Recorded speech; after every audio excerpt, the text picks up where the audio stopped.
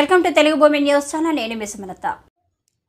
జమ్మిగుంట పట్టణంలోని వినాయక గార్డెన్స్లో హుజరాబాద్ కాంగ్రెస్ పార్టీ నియోజకవర్గ ఇన్ఛార్జ్ ఉడతల ప్రణవ్బాబు మీడియా సమావేశంలో మాట్లాడుతూ స్థానిక ఎమ్మెల్యే సూసైడ్ స్టార్ కౌశిక్ రెడ్డిని ప్రజలే తరిమి కొడుతున్నారని, మా కాంగ్రెస్ పార్టీ కార్యకర్తల జోలికి వస్తే ఊరుకునేది లేదు అని అన్నారు. ప్రజలకు మంచి చేస్తా అంటే కౌశిక్ రెడ్డికి ఆగం అవుతున్నారని, కౌశిక్ రెడ్డి నువ్వు ఎమ్మెల్యేవా, వీధి రౌడీవా, గత 10 ఏళ్లలో ఏ ఒక్కరోజైనా గ్రామసభ పెట్టారా, 10 ఏళ్లలో ఒక్క రేషన్ కార్డు ఇచ్చారా, ఎమ్మెల్సీగా విప్గా ఉన్న సమయంలో ఒక్క డబుల్ బెడ్రూమ్ ఇచ్చావా, రానున్న రోజుల్లో కాంగ్రెస్ పార్టీ ప్రవేశపెట్టే సంక్షేమ పథకాలను ప్రజల్లోకి బలంగా తీసుకువెళ్లి వాటి అమలుకు కృషి చేయాలని కోరుతున్నానని అన్నారు. గత 4 రోజుల నుండి గ్రామాల్లో గ్రామసభ సజావుగా జరిగాయని, ప్రతిపక్ష పార్టీ నాయకులు తప్పుడు ప్రచారాలు చేశారని, 4 పథకాలకు సంబంధించి సర్వే పూర్తిగా జరిగిందని అన్నారు.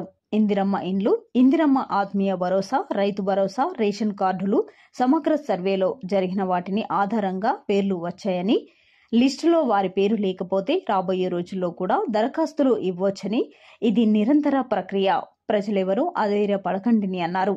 అర్హులైన ప్రతి ఒక్కరికి పథకాలు అందేలాగా ప్రభుత్వం ఇన్ఛార్జిగా నేను కృషి చేస్తానని, ప్రతి గడప గడపకు పథకాలను చేరవేస్తుందని అన్నారు.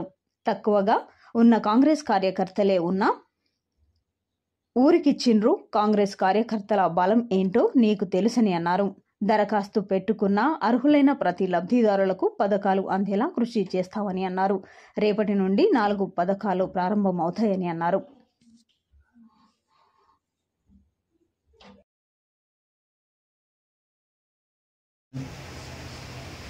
ఆ గ్రామ సభల్లో దాని గురించి 2-3 ముఖ్య విషయాలు, రానున్న రోజుల్లో ప్రజలకి ఏదైతే కొన్ని అపోహలు ఉన్నాయో దాని గురించి 2-3 విషయాలు ప్రజల ముందు తీసుకురావడానికి, అలాగే ఏదైతే వేరే పార్టీ నాయకులు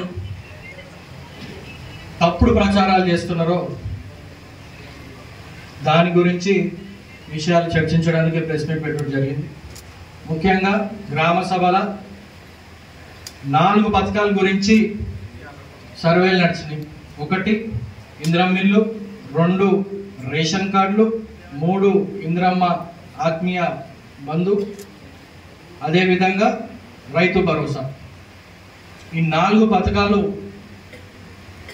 ఖచ్చితంగా అర్హులున్న ప్రతి ఒక్కళ్ళకి చేరుతుందని చెప్పి ఈ సందర్భంగా నేను తెలియజేస్తున్నా. దాంట్లో ఇందిరమ్మ ఆత్మీయ భరోసా కానివ్వండి, రైతు భరోసా కానివ్వండి, ఏవైతే ప్రజాపాలనలో ముఖ్యంగా మొన్న జరిగిన సమగ్ర కుటుంబ సర్వేల ఏదైతే డీటెయిల్స్ తీసుకున్నారో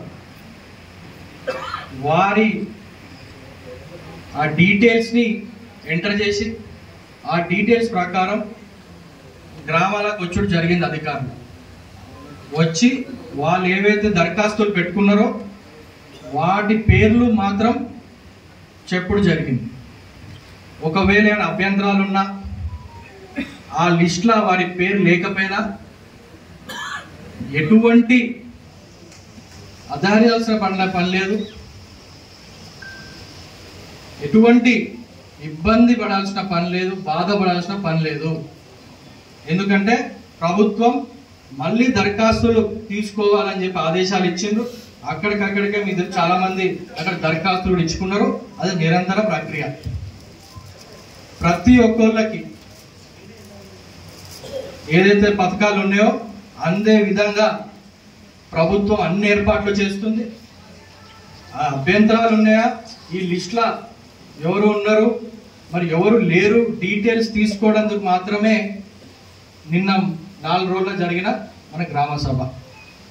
కొత్త అప్లికేషన్స్ మరి ఇట్లాంటి అబ్జెక్షన్స్ ఆ గ్రామాల సభలో జరిగిన ఏదైతే ప్రక్రియ ఉందో వాటిని దృష్టిలో పెట్టుకొని మళ్ళీ వెరిఫికేషన్ చేసుకొని అర్హులకు మాత్రమే ఈ పథకాలు అందేలాగా రేపటి నుంచి ప్రభుత్వం లిస్టు ప్రిపేర్ చేస్తుంది.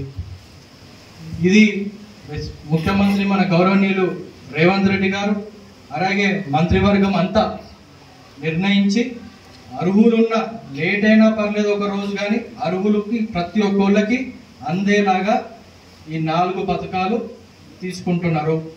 ఖచ్చితంగా ఎటువంటి ఎవరెన్ని కుట్రలు పన్నినా, ఎవరెన్ని అడ్డుపుల్లలు వేసినా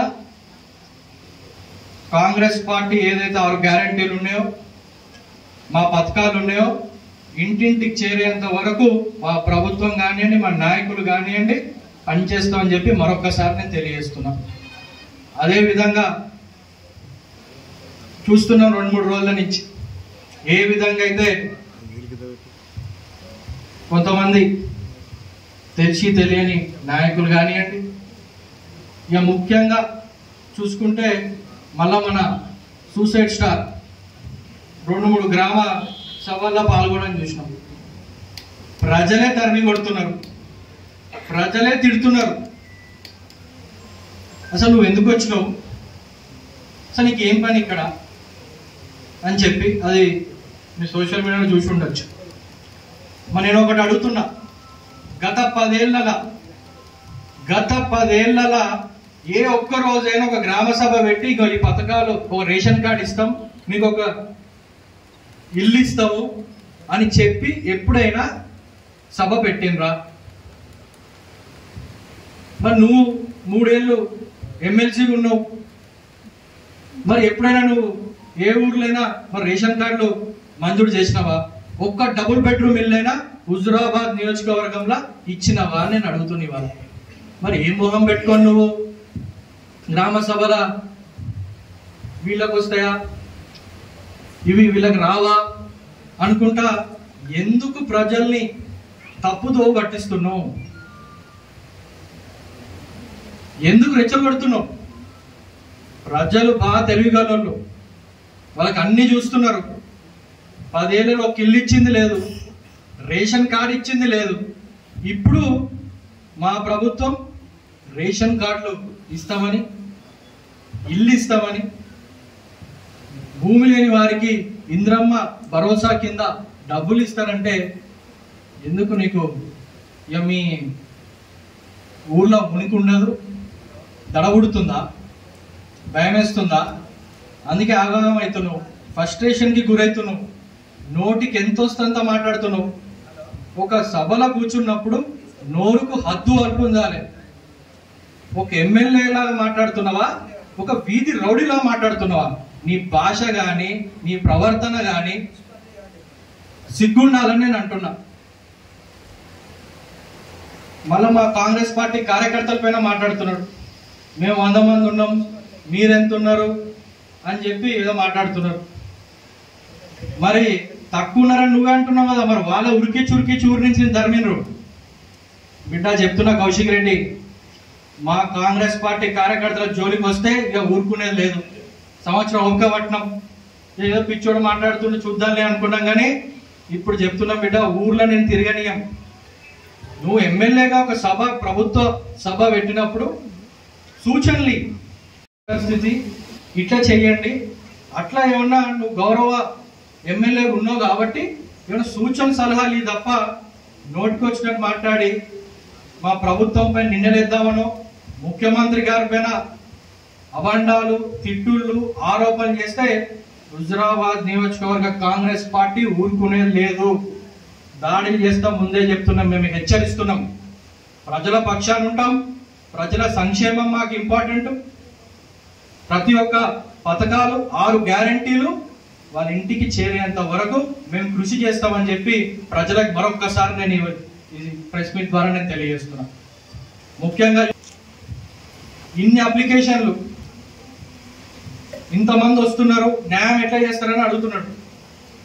మరి నేను అడుగుతున్నా, మరి ఇన్ని అప్లికేషన్లు ఎందుకు వచ్చా నువ్వు ఆలోచించు. మరి గత 10 ఏళ్ళలా నువ్వు ఒక్క ఇల్లు కూడా చెప్పా, మరి ఒక్క రేషన్ కార్డు నువ్వు చెప్పా, మరి అందరూ వచ్చి అడగరా? అందరు దరఖాస్తు పెట్టుకుంటారు, బరాబర్ పెట్టుకుంటారు. మా ప్రభుత్వం ప్రజా ప్రభుత్వం ఖచ్చితంగా పరిశీలించి అర్హులున్న ప్రతి ఒక్కరికి రేషన్ కార్డు కానివ్వండి, ఇంద్రం మిల్లులు కానివ్వండి, బాధాప్తి ఇచ్చే బాధ్యత మా కాంగ్రెస్ పార్టీది. విడత ద్వారా నేను చెప్పిన 3000 మొదటి విడతల 3500 ఇల్లులు శాంక్షన్ అయినాయి.